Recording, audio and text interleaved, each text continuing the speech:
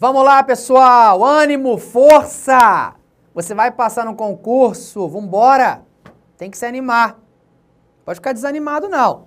Eu sei que existem momentos nessa jornada que a gente fica um pouco triste, desmotivado, né?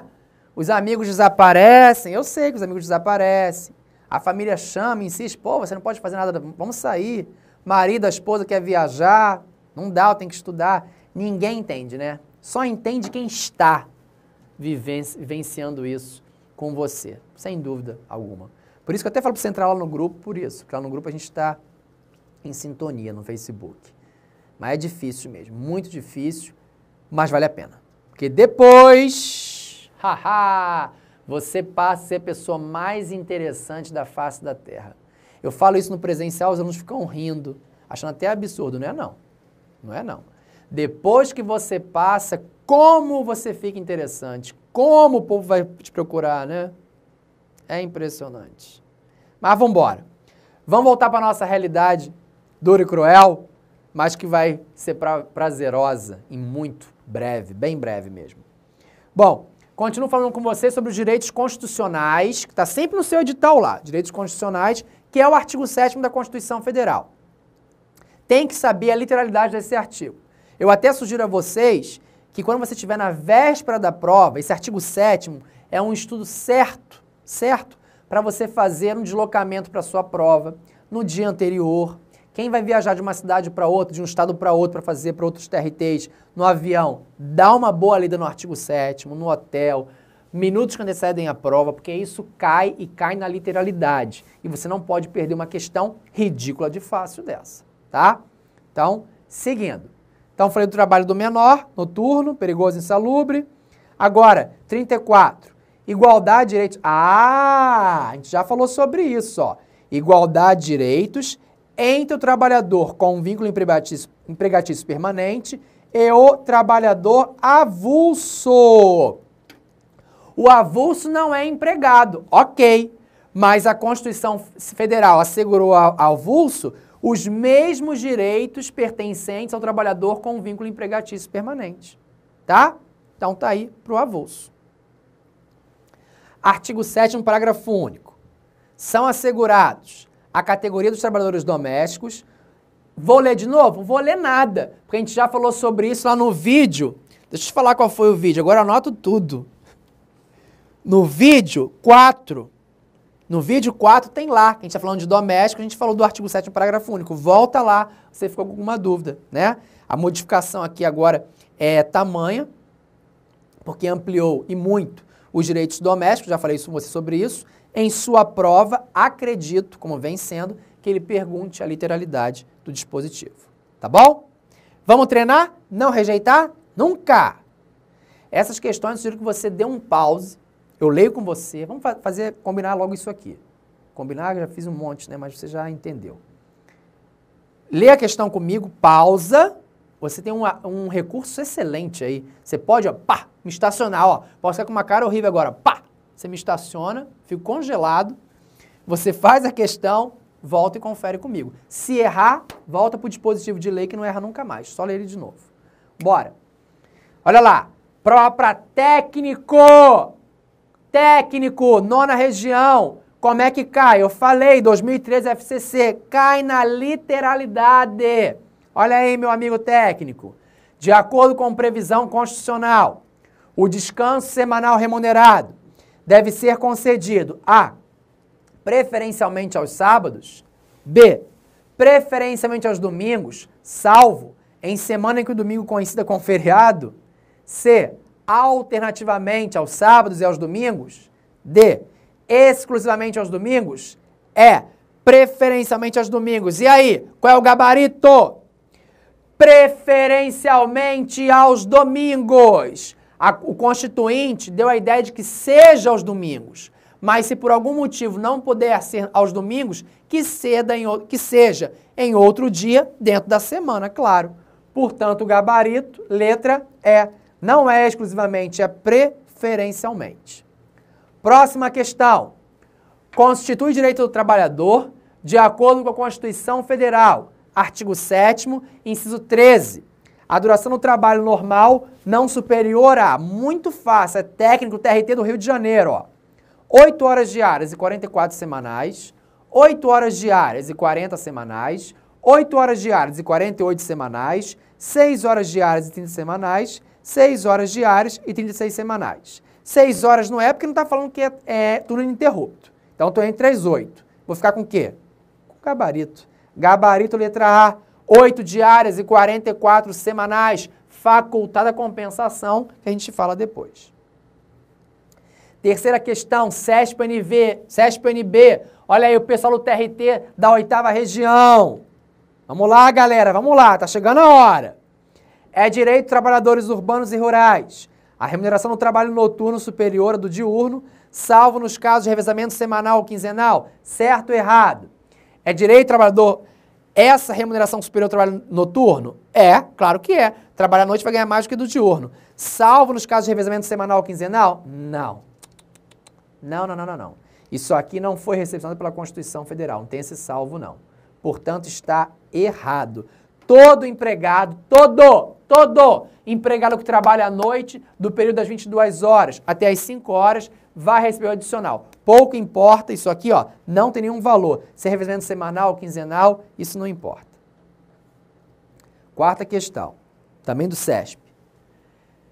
É direito dos trabalhadores urbanos e rurais a participação nos lucros dos resultados. Vinculada à remuneração, a PL, tudo bem. Vinculada não, desvinculada, porque PL não tem natureza salarial, tem natureza indenizatória. Não tem natureza salarial, porque se tivesse natureza salarial, o empregador não daria para nenhum empregado a PL. Depois eu te explico por quê.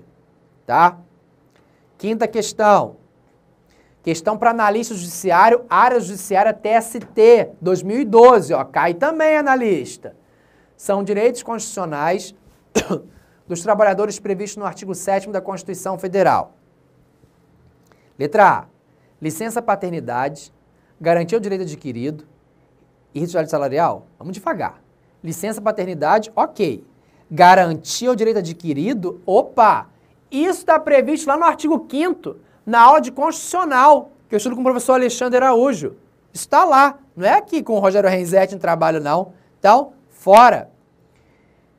E responsabilidade salarial, está certíssimo. B, participação nos lucros e resultados, a famosa PL, ok.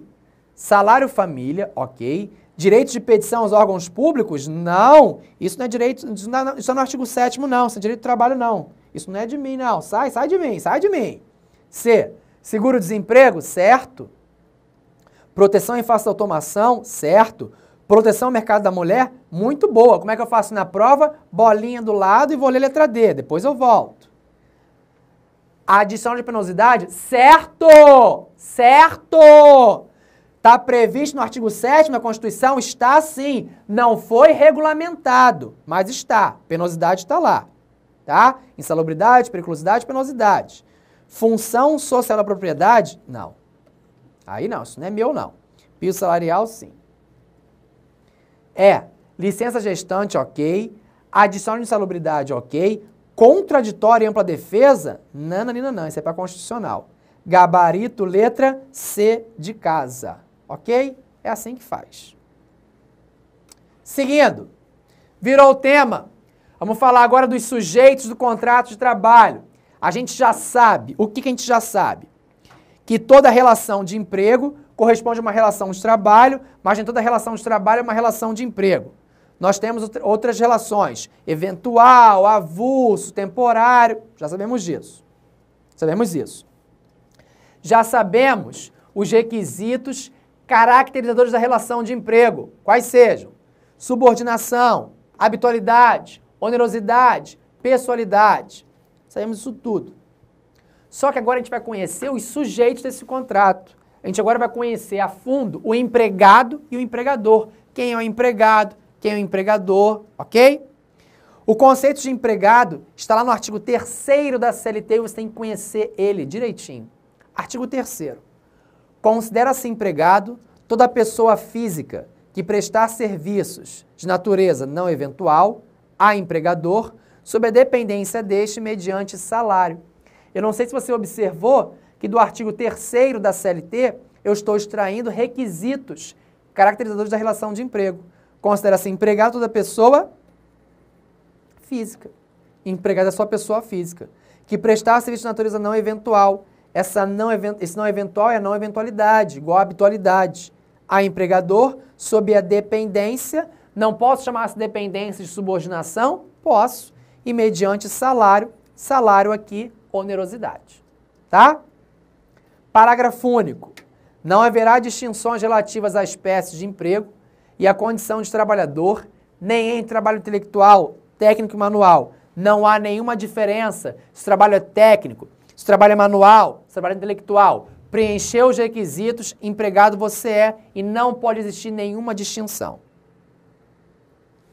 Bom, e o trabalho em distância, né? Trabalho em domicílio. Só é empregado aquele que trabalha na empresa? O que você acha? Só vai ser considerado empregado aquele cara que trabalha dentro da empresa? Ou eu posso ter empregado fora da empresa? A empresa pode me chamar para uma entrevista, por exemplo.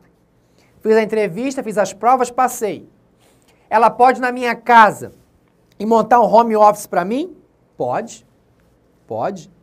E o simples fato de eu não estar dentro da empresa, fisicamente, eu não sou empregado? Não. O fato do empregado trabalhar dentro ou fora da empresa não caracteriza o fato dele ser ou não empregado. Pouco importa se ele trabalha dentro ou fora. Empregado ele é. Ok? Sem nenhum problema. Mas espera lá, Renzete, vamos devagar com isso. Mas se ele trabalha em casa, é muito difícil eu controlar a jornada dele. É muito difícil ele ser subordinado a mim. Você concorda com isso? Concordo não. Nem eu concordo, nem o legislador.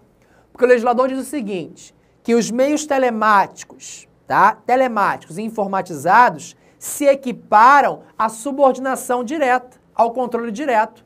Então hoje eu tenho intranet, hoje eu tenho Skype, hoje eu tenho redes sociais, eu tenho diversas formas, diversos instrumentos capazes de quê? De controlar aquele empregado à distância. Então, isso não vai ser um motivo para dizer que ele não é subordinado. Olha, ele não preenche o requisito, não tem subordinação. Ele é subordinado, sim. O legislador é que parou. Meios telemáticos e informatizados. Pronto, sanou a dúvida. E existe uma coisa interessante sobre isso. No meu livro, eu escrevi sobre isso. E parte da doutrina vem oscilando nesse sentido também. Que a subordinação existente entre esse trabalho em domicílio, o terceirizado, né, que não é empregado do tomador, enfim, ele acaba acolhendo essa dinâmica do empregador, a forma de trabalho. É a chamada subordinação estrutural.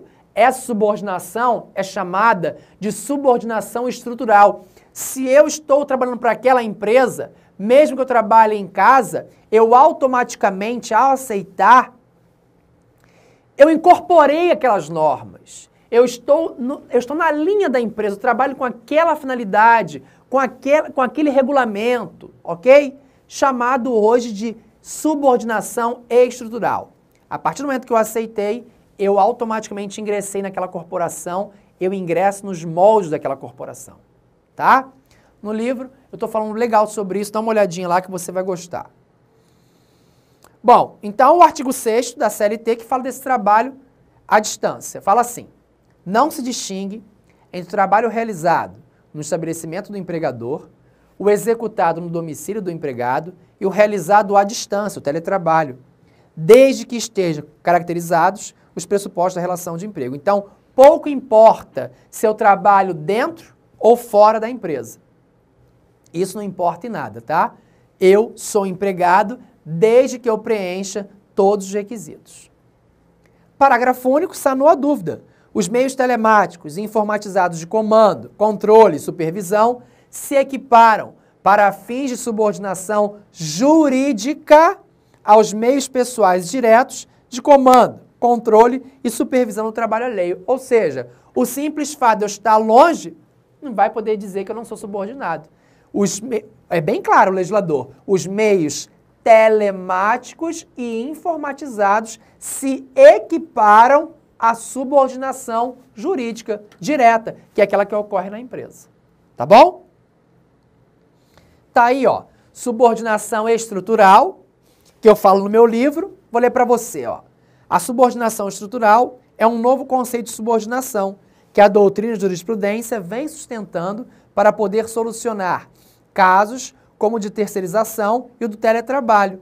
A subordinação estrutural traz consigo a ideia de que o trabalhador, olha o que eu falei, ó, inserido na estrutura organizacional do tomador de serviço, acaba acolhendo a sua dinâmica de trabalho, organização e funcionamento, independentemente de receber as suas ordens diretas. Pouco importa que eu receba ordens diretas, eu já estou naquela estrutura, tá? Vê no meu livro lá que você vai gostar. Bom, exclusividade não é requisito para a caracterização da relação de emprego, já falei. É comum o trabalhador acumular vários empregos, desde que não sejam os mesmos no mesmo horário, desde que exista compatibilidade de horários. Exemplo, eu, professor, eu posso ser professor de vários cursos, eu posso ser professor de várias faculdades, eu posso trabalhar na faculdade A e na faculdade B. Não tem exclusividade. Nada impede que eu tenha sim uma exclusividade, que eu forme uma exclusividade. Posso, mas isso não é requisito caracterizador da relação de emprego. Eu não deixo de ser empregado daquela faculdade porque eu trabalho na outra. Não, claro que não. Eu sou empregado das duas, das três. Médico. Alguém conhece médico que trabalha só em um hospital, em uma clínica? Impossível, vai morrer de fome, né? Não pode, ele trabalha em diversas. Ok? Observações, já disse para você também, só repetindo, que a CLT não se aplica aos seguintes empregados. Olha o artigo 7º da CLT. Empregado doméstico, por quê? Porque o doméstico tem lei própria, já falamos, lei 58 e 59 de 72, ao empregado rural, que é regido pela lei 58 e 89 de 73, e ao funcionário público. Só toma cuidado aqui. A CLT, ela data de 43, ela é uma senhora de 70 anos de idade, tem que ser respeitada. E ela ainda usa a mesma terminologia do Código Penal, funcionário público. Quem é, Renzete? Funcionário público. Hoje, a gente chama de servidor público. Quem é o servidor público? É o estatutário. Vão ser vocês. Vocês vão passar no concurso para o TRT e vão ser regidos pelo estatuto, pela Lei 8.112 de 90, que você está engolindo aí já. Então, são os estatutários, os temporários. O temporário está previsto onde? Na Constituição Federal, no artigo 37, inciso 9 da Constituição. E o empregado público. Quem é o empregado público? O empregado público é aquele que faz concurso público também. Ele faz concurso público de provas e títulos. É aquele que ingressou na Petrobras, nos Correios. O empregado público, também chamado de seletista, ele é nosso. Ele sim é regido pela CLT. Ele não tem estabilidade, ele tem FGTS. Agora o estatutário, que vai ser você não é regido pela CLT. Você tem estabilidade, você não tem fundo de garantia, tá? Então, a CLT não se aplica para quem? Para o estatutário. E nem para o temporário, tá? Para a gente só se aplica ao empregado público, o seletista. E o empregador? Quem é o empregador? O empregador está previsto no artigo 2º da CLT. Olha na tela. Considera-se empregador a empresa individual ou coletiva que, assumindo os riscos da atividade econômica, admite, assalaria e dirige a prestação pessoal de serviço. Preste atenção. CLT é antiga. Ela fala que o empregador é a empresa individual ou coletiva. O que é isso? Empresa individual, pessoa física. Coletiva, pessoa jurídica. Empregador pode ser pessoa física ou pessoa jurídica. Empregado é que vai ser necessariamente pessoa física, mas o empregador pode ser pessoa física ou pessoa jurídica, que assumindo os riscos da atividade econômica. Como é que é o nome disso, hein? Alteridade.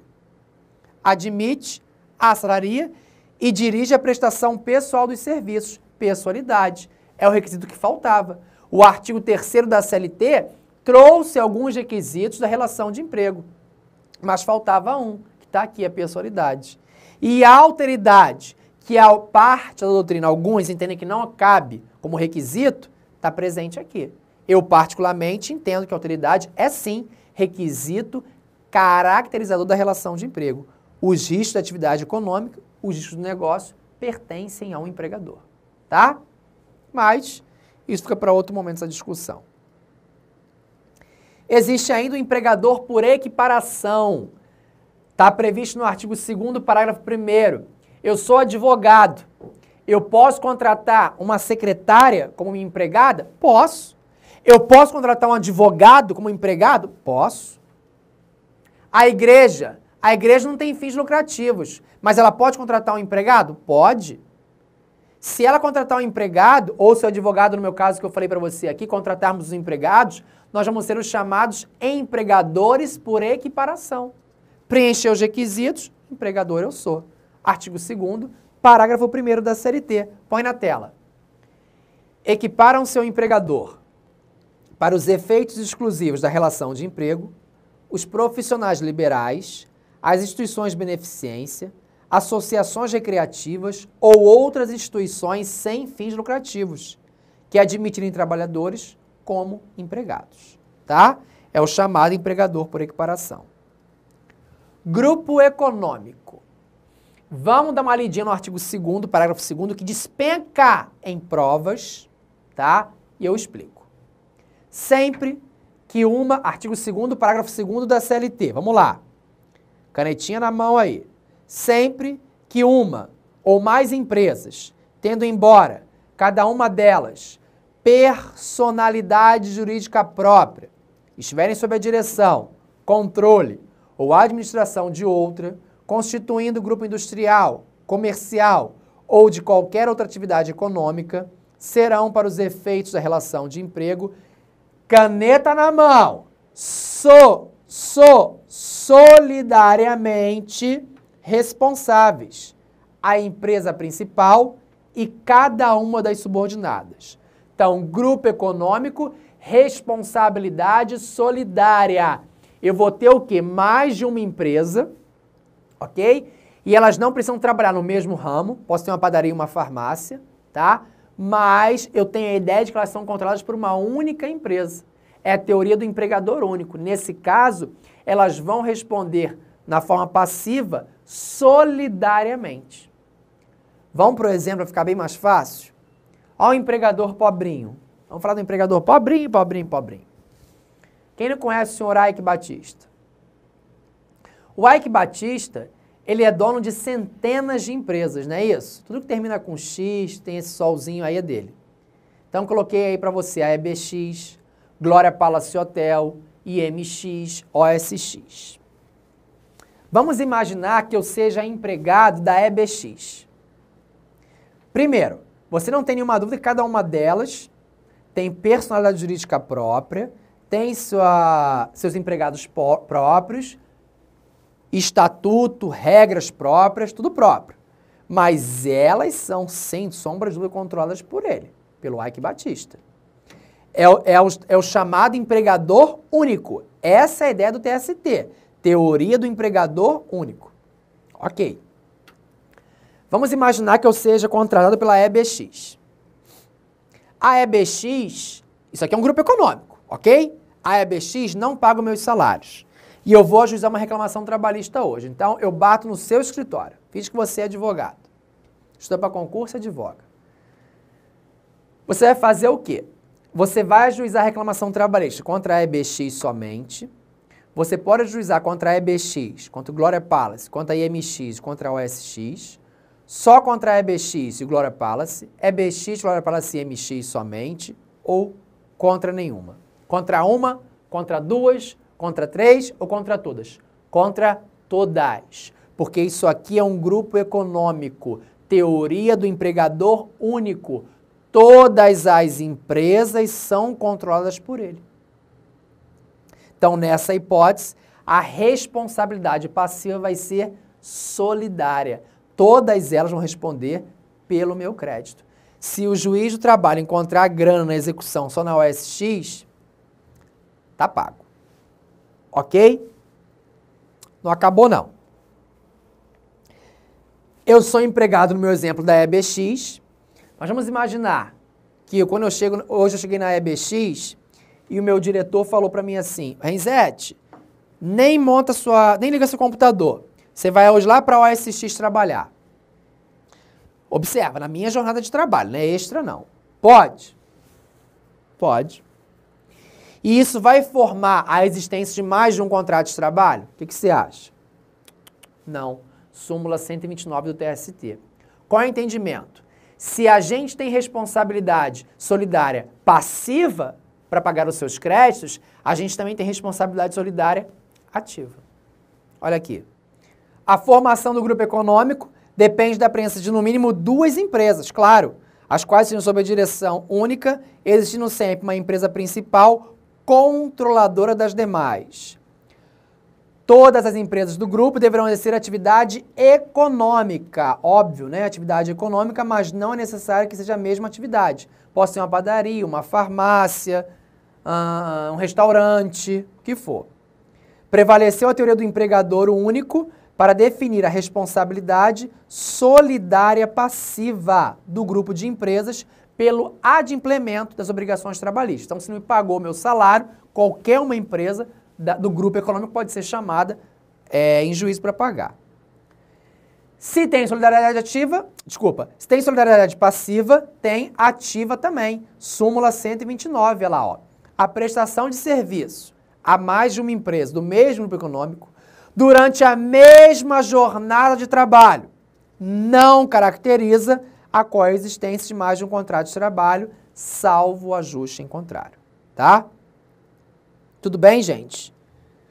Aí existe um aspecto processual muito importante, que eu vou falar rapidinho com vocês, que está na súmula 205 do TST, que diz assim, ó, o responsável solidário, integrante do grupo econômico, que não participou da relação processual como reclamado e que, portanto, não consta no título executivo judicial como devedor, não pode ser sujeito passivo na execução.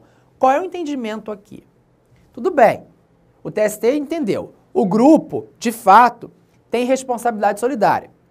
Mas se uma daquelas empresas não constou no título executivo, eu não poderia amanhã ingressar com uma nova reclamação, por exemplo, chamando essa empresa. Não. Você podia chamar ela para o polo, você não chamou, então você não poderia acrescentá-la no título na execução, por exemplo. Não. Na fase de conhecimento, ela tinha que ter participado, discutido. Ela não participou. Então não há que se falar em execução contra ela, nem no futuro, nem naquele momento. Só que a súmula 205 foi cancelada. E aí, qual é o entendimento hoje? Diverge. 2 entendimentos. Primeiro, aplicando essa teoria do empregador único, você vai quase no mesmo sentido que a súmula. Mesmo que uma empresa, integrante do grupo, não tenha participado da relação processual e não conste do título executivo judicial como devedor, poderá figurar como sujeito passivo na execução. Então, qual é o entendimento? A súmula 205 está aqui, ó, foi cancelada. Você tem 2 entendimentos. O primeiro, quem defende a teoria do empregador único acha o seguinte, se é empregador único, é empregador único. Pouco me importa se ele participou ou não da relação processual. Ele vai participar sim da execução. Eu posso executar aquela empresa do mesmo grupo. É uma ideia. O segundo entendimento, a existência ou não do grupo econômico tem que ser analisada na fase de conhecimento e apenas aquelas que expressamente constarem no polo passivo da demanda e que foram condenadas poderão ser executadas. Esse é o entendimento que a Fundação Carlos Chagas já colocou numa prova e particularmente também é o meu, tá? A empresa tem que participar da reclamatória. Ela tem que constar lá desde a fase de conhecimento. Se ela participou de toda a relação processual, ela vai ser, sim, sujeito passivo na execução. Agora, se você não chamou, se ela não participou da relação, como é que você vai executar? Só falar que é empregador único é muito fraco, tá? Até porque na prática, agora saindo um pouquinho até da teoria, só para ilustrar, na prática, os advogados sabem que nem sempre é vantajoso chamar todas as empresas do grupo. Você precisa tumultuar a relação processual, vai chamar uma empresa que está falindo, está quebrada, aquele grupo que não tem dinheiro, não tem saúde financeira, vai chamar ela para quê? Só para tumultuar? Só para ficar mais uma na fila de notificação? Não há necessidade. tá? Então, eu posso dizer para você que existem esses dois entendimentos hoje. Os dois podem ser cobrados em prova, sim. Isso faz parte da regra, do show. Temos que nos habituar com isso, aprender a fazer prova. Por isso tem que conhecer tudo. Por isso a preparação aqui está sendo um pouco mais difícil, porque eu nem precisava comentar isso com você, mas eu quero dar um curso para você completo. Meu objetivo aqui é dar um curso completo de Direito do Trabalho para tribunais, tá? Mas o entendimento hoje é esse. Se a empresa não participou da fase de conhecimento, você não poderia executar ela, tá? Ela não poderia constar lá no título executivo judicial. Ela teria que ter participado da relação, ok? Mas não acabou, não. A gente tem que falar mais algumas coisinhas, mas a gente fala, o tempo está esgotado, sobre isso no próximo bloco.